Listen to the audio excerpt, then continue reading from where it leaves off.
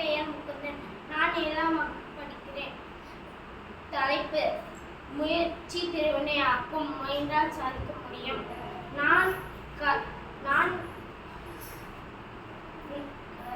இந்த உலகத்தில் மனுஷனால் முடியாதது எதுவும் இல்லை. நான் எடுத்துக்காட்டாக ஒரு சொல்கிறேன். ஒரு நாள் ஒரு தந்திரம் நரி ஒரு காட்டுக்குள் சென்று கொண்டு இருந்தது. அந்த தந்திரம் நரி காட்டுக்குள் ஆழமாக செல்ல செல்ல ஒரு திராட்சை தோட்டத்தை பார்த்தது. அந்த திராட்சை நரி பார்த்து தந்திரம் நரி நினைச்சது, இவ்வளோ திராட்சைகள் இருக்குதா, இந்த திராட்சை நம் தான். அதனால் அந்த திராட்சையை பறிக்க நினைத்தது. அந்த திராட்சை பழம் ரொம்ப ஹைட்டா இருக்கிறதுனால அதுக்கு எட்டவில்லை. அதனால அது குதிக்க ஆரம்பிச்சது. அதால் முடியவில்லை. அதனால அது தேடியும்